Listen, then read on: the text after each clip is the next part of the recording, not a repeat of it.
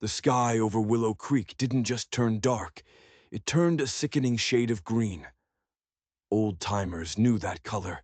It was the color of nature's rage, a warning that something wicked was coming. Elena Patterson was hanging the last of her laundry when the air went dead still. The birds stopped singing. The world held its breath. Then she heard it. A low rumble from far away, like a train where there were no tracks. Her copper hair whipped across her face as the wind exploded out of nowhere. At 24, Elena had seen her share of storms. She'd weathered losing her family, starting over in a new town, and the constant whispers that followed her. But this was different. This wind didn't just blow, it hissed.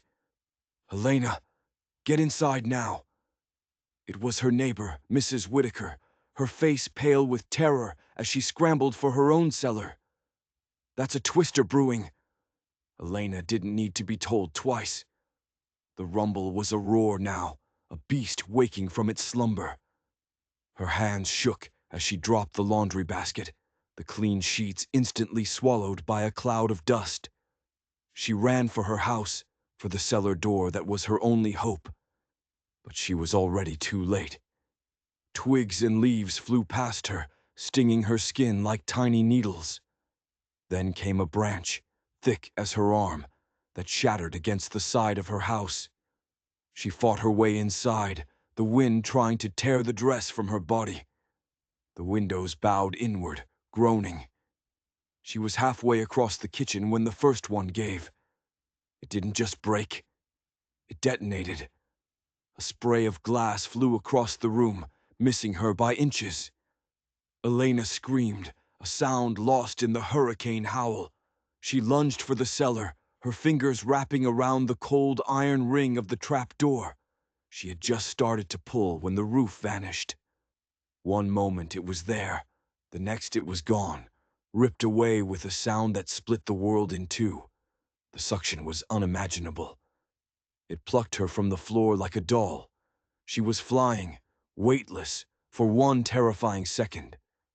Then something massive and hard slammed into her from behind, and everything went black. From a ridge overlooking the valley, Lucas Winters watched the monster descend. He'd been pushing cattle for 3 days straight and was headed home. Now, home was being devoured. The tornado was a thick, black thumb, grinding Willow Creek into dust. His horse, Thunder, danced nervously under him, snorting with fear. "Easy, boy," Lucas muttered, his own hands tight on the reins. But his eyes were glued to the horror below. He could see buildings folding in on themselves, barns exploding into splinters. He'd grown up in Kansas. He knew tornadoes. But he'd never seen one like this. It moved with a purpose, a hunger. He thought of the people down there, the shopkeepers, the blacksmith, the quiet woman from the general store who always had a sad, kind smile.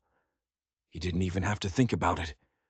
He spurred Thunder forward, down the treacherous slope. By the time he reached the edge of town, the monster had moved on. An unnatural silence had fallen. The air tasted of dirt and splintered pine.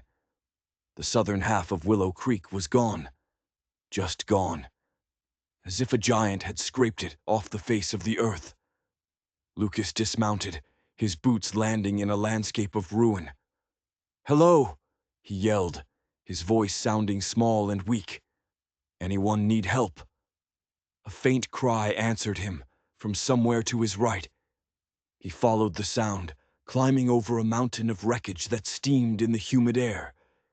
He recognized a scrap of blue curtain, tangled in the splintered wood. This was Elena Patterson's house. "Miss Patterson," he called, his heart hammering against his ribs. "Elena, are you in there?" Another moan, weaker this time. It guided him to a collapsed section of wall. He started tearing at the boards with his bare hands, adrenaline giving him strength he didn't know he had. Splinters tore at his palms, but he didn't feel it. He just kept digging. Finally, under a heavy roof beam, he saw a pale hand, then an arm. Then Elena's face, caked in mud and dust. Her eyes fluttered open, green and full of confusion. "Mr. Winters," she whispered. "Call me Lucas," he said, his voice rough with relief. He kept clearing the debris, his mind racing. "Are you hurt badly?" "My leg," she managed, wincing. "My head, I think." "I'm getting you out of here," he said, his tone leaving no room for argument. After clearing the last of the timber, he slid his arms under her shoulders and knees. He was shocked at how light she was. She felt as fragile as a sparrow. He lifted her and she bit her lip to stifle a scream. He held her tight against his chest, her head lolling against his shoulder. He carried her out of the ruins of her life and back to his horse. The town was slowly coming back to life. People were crawling out of cellars, their faces dazed. Sheriff Miller saw them and ran over. "The church wasn't hit bad. Doc Parker's setting up there. Take her now, Lucas." Lucas nodded, mounting Thunder with Elena held securely in his arms. As he rode, he couldn't shake a strange feeling. He'd always noticed her in town, the way she kept to herself, the sadness in her eyes. Seeing her broken and helpless stirred something fierce and protective in him. It was more than just neighborly concern, and that worried him. The church was a chaotic scene of makeshift beds and quiet suffering. Doc Parker, his beard flecked with blood, pointed to an empty pallet. Lucas laid her down gently. As her injured leg touched the floor, she gasped, and her hand shot out, grabbing his. He found he didn't want to let go. "Found her in the wreckage of her house," he told the doctor. "Leg and head are the worst of it." Doc Parker checked her eyes. "You did good, son. Head injuries are no joke." He smiled kindly at Elena. "I need to check that leg now, Miss Patterson. It might hurt." She nodded, her eyes finding Lucas's again. "Thank you," she whispered, "for finding me." Lucas squeezed her hand. "I'll be back," he promised, pulling away so the doctor could work. But as he turned to leave, his boot kicked something on the floor near the pallet. A small object that must have fallen from her dress when he'd set her down. He bent to pick it up. It was a man's signet ring, heavy, gold, with an ornate C carved into the flat surface. It was expensive, far too expensive for a quiet shop girl in a town like Willow Creek. And it wasn't the only thing. Tangled around it was a small, brass key. Not a house key. Something else. Something intricate. A key to a safe, maybe. Or a lockbox. He looked back at Elna, who was now biting down on a piece of leather as Doc Parker set her broken leg. The whispers about her past, the ones he'd always ignored, suddenly came rushing back. That she'd come from San Antonio a year ago with nothing but the clothes on her back, running from some kind of trouble. Lucas slipped the ring and key into his pocket. He'd come back to check on her, just like he'd promised. But now, it was for a whole new reason. He had to know her secret. Lucas spent the next few hours pulling people from the wreckage. He worked until his muscles screamed and his hands were raw, but his mind wasn't on the rescue. It was on the woman in the church and the secrets she was keeping. As dusk settled, painting the ruined town in shades of orange and purple, he returned to the church. He found Elena awake. Her leg was splinted, her head was bandaged, but her eyes were clear. They lit up when she saw him. "You came back," she said, her voice soft. "I said I would," he replied, kneeling beside her. He helped her take a sip of water, his movements gentle, his thoughts anything but. "How are you feeling?" "Like I fought a tornado and lost," she answered with a weak smile. That smile hit him harder than he expected. It made him realize how beautiful she was, even under all the grime and pain. "Doc says my leg is a clean break, and my head's just a nasty bump. I was lucky." Her smile faded. "My house." Lucas didn't soften the blow. "It's gone, Elena. There's not much left. She closed her eyes, a single tear tracing a path through the dust on her cheek. It was just a house, she whispered, but her voice broke. He reached out, wiping the tear away with his thumb before he could stop himself. The touch was electric. Their eyes locked, and for a moment, the chaos of the world outside faded away. There was just the two of them. Then he remembered the ring in his pocket. "Where will you go?" he asked, his voice suddenly businesslike. "Once you can leave here."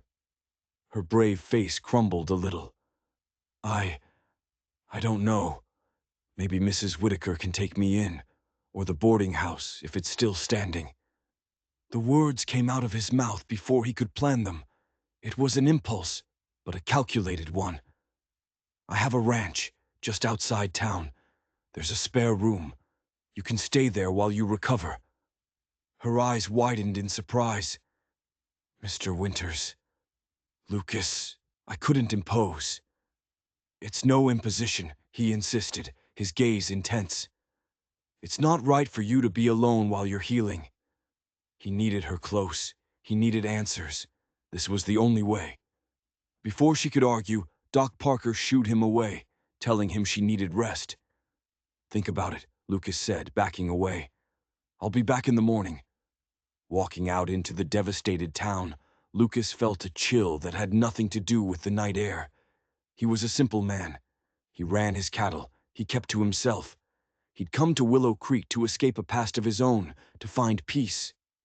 But peace had just been ripped away, first by the tornado, and now by the woman he'd pulled from its wreckage.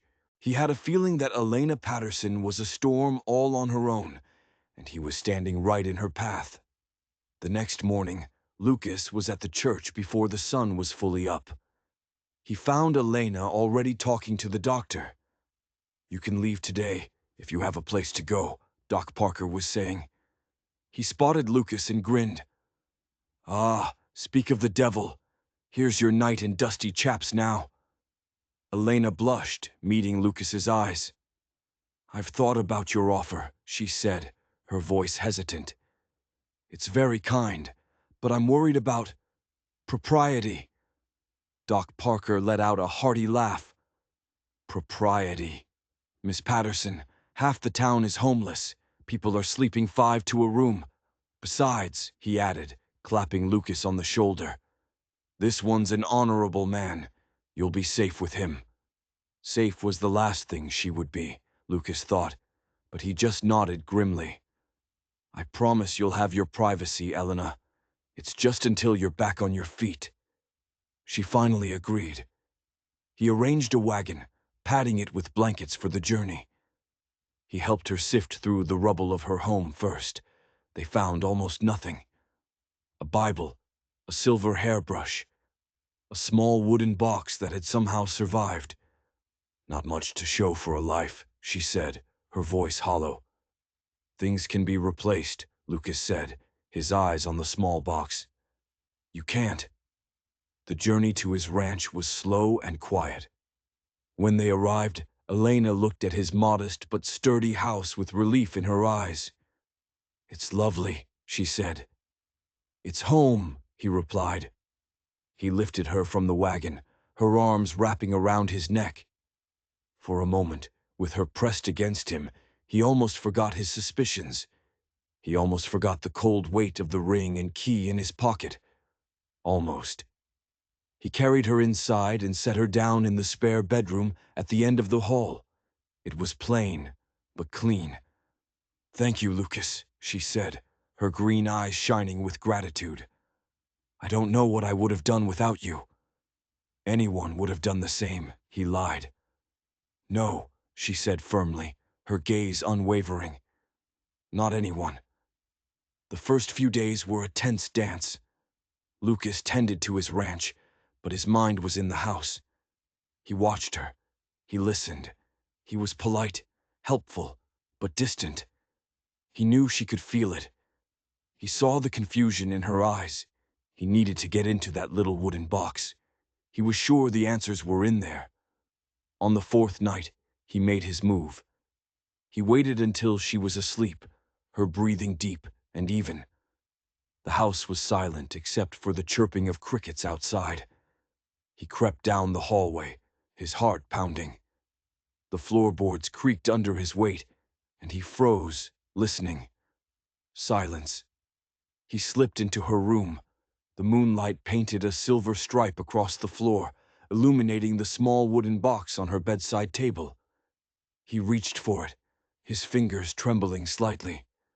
It was heavier than he expected, and it was locked. Of course it was locked. He remembered the key in his pocket. He pulled it out. The brass felt cold in his sweaty palm. He slid it into the lock. It was a perfect fit. He turned it slowly, trying to make as little noise as possible. The lock clicked open. It sounded as loud as a gunshot in the silent room. Elena stirred in her sleep, murmuring a name. It wasn't his name. It was a name he'd never heard before. "Silas," she whispered. Lucas froze, his hand hovering over the open box. He held his breath, waiting for her to wake up, to see him standing over her like a thief. But her breathing evened out again. His heart was a jackhammer in his chest. Who was Silas? He carefully lifted the lid of the box. Inside, nestled on a bed of faded velvet, were not the simple trinkets of a poor shopgirl. There were papers. Deeds, financial ledgers, and letters, all bearing the same ornate C that was on the signet ring. And underneath them all was a photograph. It was a picture of Elena. She was younger, maybe 18 or 19. She wore a beautiful, expensive dress and stood beside a handsome older man with cold, calculating eyes. The man had his arm around her waist possessively. He was smiling, but it didn't reach his eyes. Lucas recognized him. He'd only seen him once, years ago, back in Kansas. But you don't forget a face like that. It was Silas Croft, a railroad baron, a monster who bought politicians and crushed anyone who stood in his way. A man who had personally ruined Lucas's family. The blood drained from Lucas's face. The whispers were wrong. Elena Patterson wasn't just a girl running from a little trouble. She was tangled up with one of the most dangerous men in the country. A man Lucas had his own reasons to hate. A man he'd thought he'd left 1,000 miles behind. He looked from the photograph to the sleeping woman in the bed. Her face, so peaceful in the moonlight, now looked like a mask. Who was she? Was she Croft's victim, or was she his accomplice? He closed the box, locked it, and slipped out of the room, his mind reeling. His simple plan to uncover a small-town secret had just exploded. He hadn't rescued a sparrow from the storm. He'd brought a viper into his home, and he had no idea when it was going to strike. The next few weeks were a quiet, nerve-wracking hell. Lucas said nothing about what he'd found. He treated Elena with a strained kindness that felt like a lie. He watched her every move, listened to every word, searching for a crack in her story. She was a good actress. She played the part of a grateful, healing woman perfectly. She started moving around on crutches Doc Parker sent over, insisting on cooking and cleaning, making the house feel like a home. It almost worked. Sometimes he'd come in from a long day on the range and smell stew cooking, and for a second, he'd forget. He'd see her smile and feel that same pull he'd felt in the church. Then he'd remember the photograph and the name she'd whispered in her sleep. Silas. One evening, he decided to test her. They were eating dinner, the silence thick between them. "Tell me about yourself, Elena," he said, his voice casual. "Where were you before Willow Creek?" He saw a flicker of panic in her eyes before she smoothed it over. "San Antonio," she said simply. "Family there?" He pushed. "No, they're gone," she said, her voice dropping. "I was on my own." It was the truth, but it felt like a lie, a carefully selected piece of the truth designed to hide the rest. "What brought you all the way out here?" he asked, his eyes locked on hers. She looked down at her plate. "Just needed a fresh start. A quiet place." A quiet place. He almost laughed.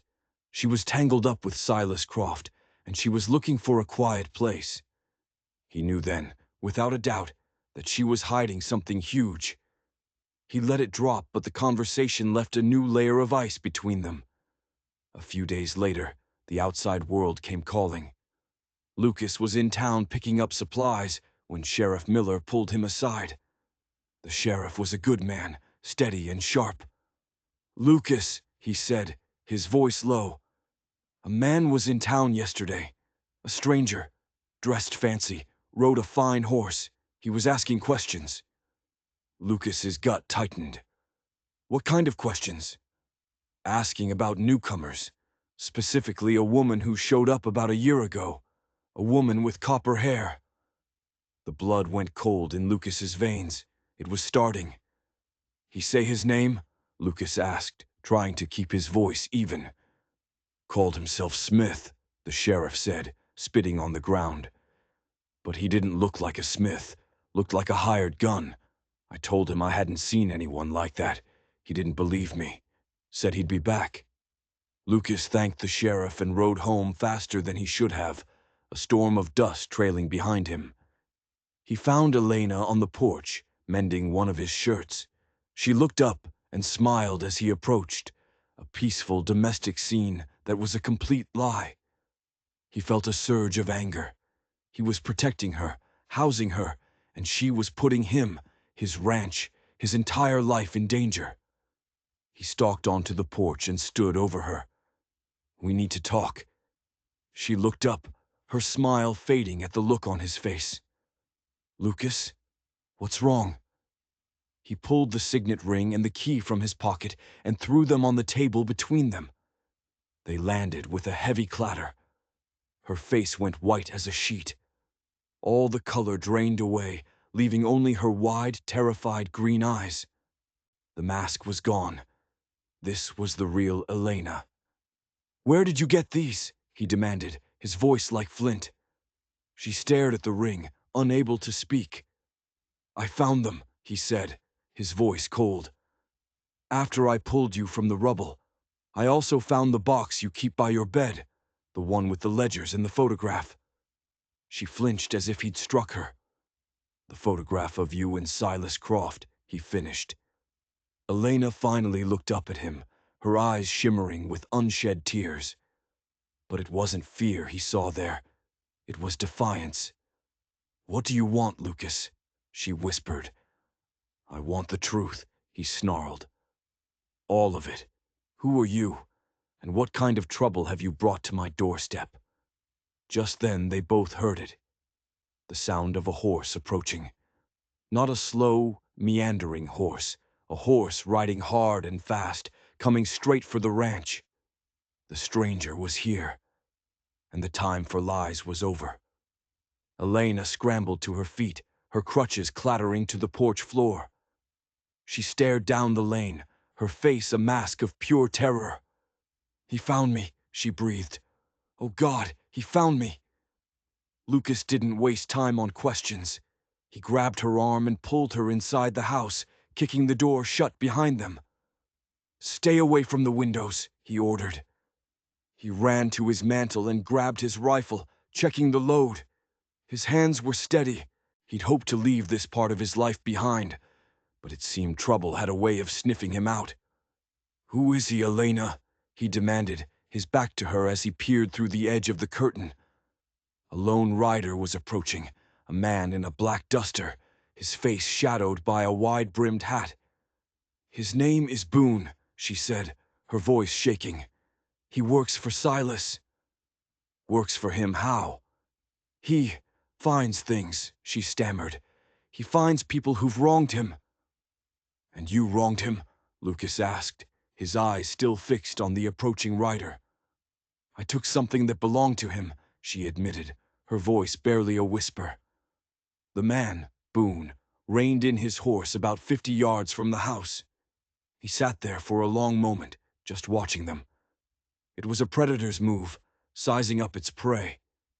"What did you take?" Lucas asked, his voice low and dangerous. Elena hesitated. "You wouldn't believe me." "Try me," he snapped. She took a shaky breath. "I didn't steal money. I took his ledgers, proof of everything. The bribes, the murders, the land he stole. Everything." Lucas turned from the window to stare at her. Her face was pale, but her eyes were blazing with a fire he'd never seen before. "My father was his bookkeeper," she explained, the words tumbling out now. "He saw it all. He tried to go to the law, but Silas owned the law. Silas found out. He had my father killed, made it look like an accident. The signet ring, it was her father's. I was all my father had," she continued. "Before he died, he told me where he hid a second set of books, the real ones. I took them, and I ran. I've been running ever since." Lucas looked from her fierce, desperate face back out the window. Boone was dismounting, his duster sweeping back to reveal the Colt Peacemaker strapped to his hip. Everything clicked into place. The quiet girl, the sadness in her eyes, the running. It wasn't guilt, it was grief. And it was a desperate quest for justice. "Why Willow Creek?" he asked. "It was small, out of the way. I thought he'd never look for me here," she said, tears finally streaming down her face. "I just wanted to disappear." Boone started walking towards the house, his steps slow and deliberate. "He's not here to talk," Lucas said, cocking the rifle. The sound was loud in the tense silence. "Get in the back room. Barricade the door." "Lucas, no," she cried, grabbing his arm. "You don't have to do this. This is my fight." He looked down at her hand on his arm, then into her eyes. The confusion and suspicion he'd felt for weeks evaporated, replaced by a sudden, fierce clarity. "He's on my land," Lucas said, his voice a low growl. "That makes it my fight." The past he'd run from and the past she'd run from were about to collide right here on his porch. He didn't know the whole story yet, but he knew one thing. He'd pulled her from one kind of wreckage. He'd be damned if he'd let this man drag her back into another. "Get back," he ordered again, his tone leaving no room for argument. Elena finally stumbled back towards the bedroom as a voice called out from the yard. "Winters." Boone's voice was like gravel grinding together. "I know you're in there, and I know you've got the girl. Send her out, and we can forget this ever happened." Lucas moved to the door. "She's not here," he yelled back. A gunshot exploded, and a splinter of wood flew from the door frame, inches from Lucas's head. "I'm not a patient man," Boone shouted. Lucas knew this couldn't be a shootout. Boone was a professional. He was just the distraction. He glanced at the back window of the living room, just in time to see another shadow slip past. They weren't alone. "Elena!" he yelled. "He's not alone. They're trying to circle around back." He fired his rifle through the front window, shattering the glass and forcing Boone to dive for cover behind the water trough. Lucas used the moment to race through the small house to the back door. He peered through a crack. Another man was creeping towards the house from the barn, a pistol in his hand. He was trapped. They were pincered between two hired guns. He looked towards the bedroom where Elena was hiding. He'd brought her here to uncover her secret. Now, her secret was going to get them both killed. He cursed his own suspicion. If he'd just trusted her, they could have been gone. They could have run. Now, there was nowhere left to run. The man at the back of the house made his move. He rushed the door, kicking it hard. The wood splintered, but the bolt held. He kicked it again. The frame started to give way. Lucas leveled his rifle at the door, waiting.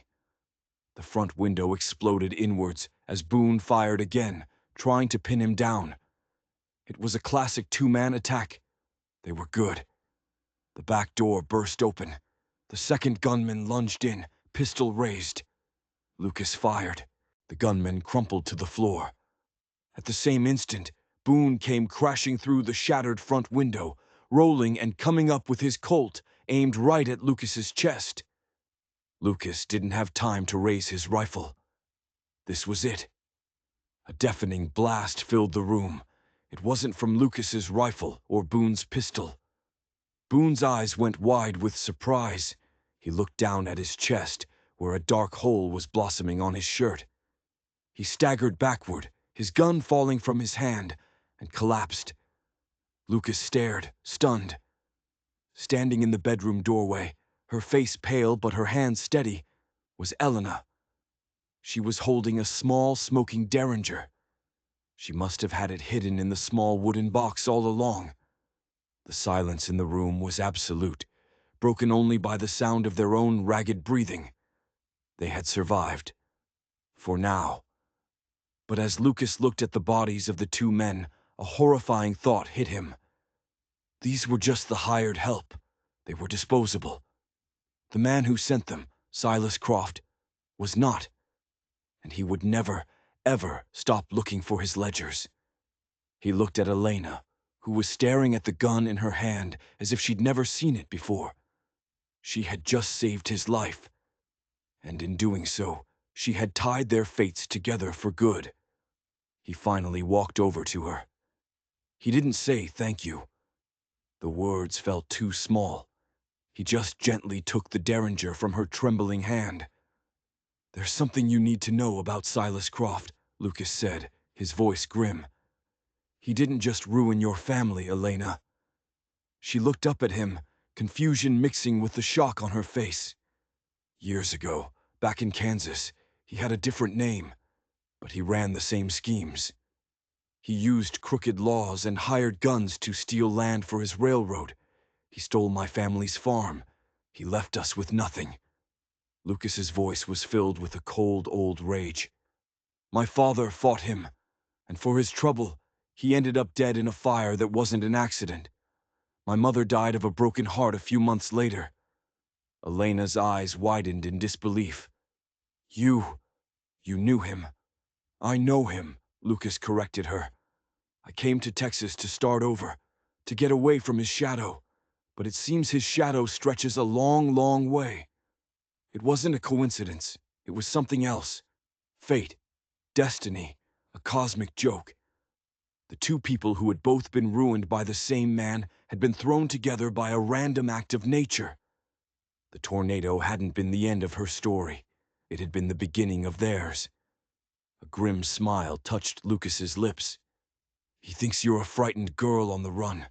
He thinks I'm a nobody rancher in the middle of nowhere." He looked down at the bodies on his floor. He's about to find out how wrong he is. They didn't have much time.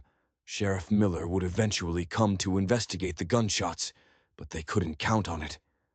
Croft would have more men, and they would be smarter and more ruthless. "The ledgers," Lucas said. "Where are they?"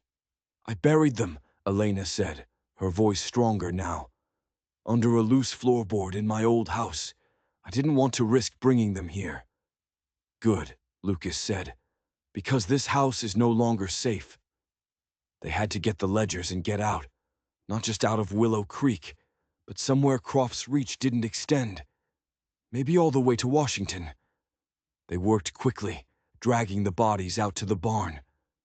It was gruesome work, but there was no time for sentiment. Lucas saddled Thunder and another horse, a steady mare named Bess. He loaded saddlebags with food, ammunition, and water. Under the cover of darkness, they rode back towards the ruins of Willow Creek. The town was dark and quiet, the sounds of rebuilding silenced for the night. They tethered the horses and crept through the rubble to where Elena's house had once stood. It was a ghostly place, the moonlight shining on shattered foundations. "Here," Elena whispered, pointing to a section of floor that had somehow survived. Lucas used a crowbar he'd brought to pry up the boards. Underneath, wrapped in oilcloth, was a thick, leather-bound book. The evidence. their only weapon against a man who seemed to have unlimited power. As Lucas pulled the book from its hiding place, a floorboard creaked behind them. They both froze. They weren't alone. A figure stepped out of the shadows, a shotgun leveled at them.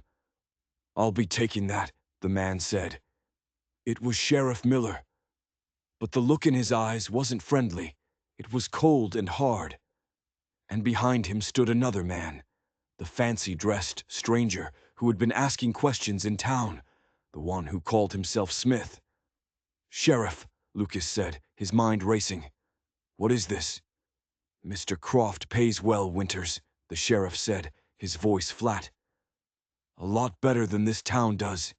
He knew the girl would eventually come back for this. We've been watching this spot for weeks." Betrayal hit Lucas like a physical blow. The law in Willow Creek was just as bought and paid for as it had been in San Antonio. There was no one they could trust.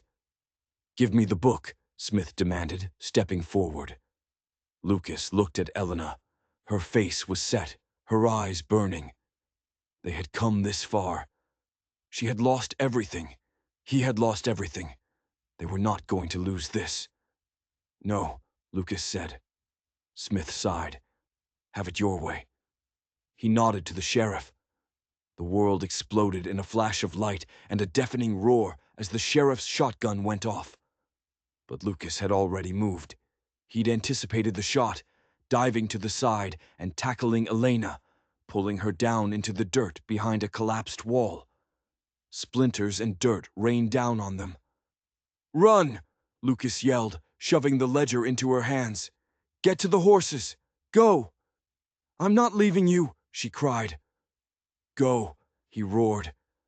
He pulled his pistol and fired 2 quick shots into the darkness where the sheriff and Smith had been standing, giving her cover. He heard them curse and scramble for better positions. Elena hesitated for only a second. Then she ran, disappearing into the shadows of the ruined town. Lucas fired again, keeping their heads down. He was outgunned. A pistol against a shotgun and whatever Smith was carrying. He had to lead them away from Elena, give her a chance to escape. He scrambled over the rubble, making himself a target, drawing their fire. A bullet whizzed past his ear. The shotgun boomed again, shredding a pile of timber where he'd been a second before. He was running out of bullets. He was running out of time. He risked a glance back in the direction of the horses. He saw movement. It was Elena on Bess, leading Thunder behind her. She had made it. Relief washed over him, so powerful it almost made him careless. He turned and fired his last bullet. Then he ran, zigzagging through the debris field that had once been the main street of Willow Creek, praying he could outrun the next shotgun blast. He had to get to the far side of town, lead them on a wild goose chase. He heard them crashing through the wreckage behind him, shouting to each other. He was faster, more agile. He knew he could lose them. He reached the edge of the destruction and ducked into the darkness of the livery stable, the one part of the street that was still mostly standing. His lungs burned. He flattened himself against a wall in the shadows, listening. He heard them enter the stable, moving cautiously. "He's in here somewhere," Sheriff Miller whispered. "Find him," Smith ordered. "And when you do, don't kill him right away. Mr. Croft wants to have a word with him first." Lucas held his breath, his empty pistol clutched in his hand. This was it, a dead end. Then he heard a new sound, hoofbeats, coming fast, not from the direction Elena had fled. From the other side of town, several horses. A group of riders thundered into the stable yard surrounding it. "Miller, Smith, this is you. S. Marshal John Blevins. You're surrounded. Throw down your weapons and come out with your hands up." The sheriff and Smith were frozen in confusion. Lucas seized the opportunity. He lunged out of the darkness, tackling the sheriff and sending his shotgun clattering across the floor. Smith turned to fire, but Lucas was too fast. He slammed the butt of his empty pistol against Smith's temple, and the hired gun went down in a heap. Deputies swarmed into the stable, cuffing the corrupt sheriff and his accomplice. Marshal Blevins, a tall man with a weathered face and stern eyes, walked over to Lucas. "You're a hard man to track down, Winters," the marshal said. Lucas stared at him, bewildered. "How did you—" Just then, Elena rode into the stable yard, the ledger held tightly in her arms. She wasn't alone. Beside her rode Mrs. Whitaker, holding a rifle with the ease of someone who knew how to use it.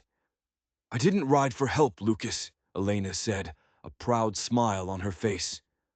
"I rode to the telegraph office. I sent a message weeks ago, right after I got to your ranch. I sent it to the one man my father told me I could trust if anything ever happened to him. Marshal Blevins." Mrs. Whitaker had been her accomplice, helping her get the message out without anyone in town knowing. The old woman had been playing the part of a nosy neighbor, but she had been Elena's guardian angel all along. The marshal took the ledger from Elena. "With this," he said, his eyes grim, "we can finally tear down Silas Croft's entire empire, from Texas to Kansas and all the way to Washington." Justice was coming, not just for Elena's father, but for Lucas's family, and for countless others whose lives had been destroyed by Croft's greed. Lucas looked at Elena, the moonlight catching the copper in her hair. She wasn't a victim. She wasn't a viper. She was a warrior. She had been fighting this war all on her own, armed with nothing but a book full of numbers and an unbreakable will. He walked over to her horse and looked up at her. All the pain, all the loss, it had all led them to this single moment. "I thought you were trouble, Elena Patterson," he said, his voice soft. She smiled down at him, her eyes shining. "You have no idea." In the months that followed, Silas Croft's world came crashing down. The ledgers were undeniable. His empire, built on corruption and blood, crumbled to dust. He would spend the rest of his life in a federal prison. Willow Creek had to reckon with its own corruption. Sheriff Miller was sent away, and the town started the slow, painful process of healing and rebuilding, this time on a foundation of honesty. Lucas and Elena stayed. They had both found what they were looking for in that broken little town. A place to start over, a place to call home. One day Lucas took Elena to a hill on his land, a place that overlooked the whole valley. "I've been thinking," he said, his hand finding hers. "This would be a good spot for a house." Elena looked at the view, then back at him, her eyes full of love. "It's beautiful." "The ranch house is fine," he continued, his voice a little shaky. "But it's my house. I was thinking we should build our house." He pulled the gold signet ring from his pocket. Her father's ring. He'd kept it safe all this time. "I'm not a man for fancy words, Elena," he said, his voice thick with emotion. "But these past few months, finding you in that rubble was the best thing that ever happened to me. You're the strongest, bravest person I've ever known." He got down on one knee. "I know this isn't a proper ring, but it means something. It's about justice. It's about family. Just like you." Tears streamed down her face as she nodded. "Yes," she whispered. "Yes, Lucas Winters, I'll marry you." They built their house on that hill. And a year to the day after the tornado, Elena stood on the porch, Lucas's arms around her, his hand resting on the swell of her belly. She looked out over the peaceful valley. A storm had brought them together. It had torn their old lives apart, but from the wreckage, they had built something new, something stronger than wood and stone, something that could weather any storm that dared to come their way. They had found more than just justice. They had found a love forged in chaos and tempered by fire. And they knew, with a certainty that settled deep in their bones, that their greatest adventure was just beginning. If you enjoyed this story, don't forget to like and subscribe for more tales of justice and redemption.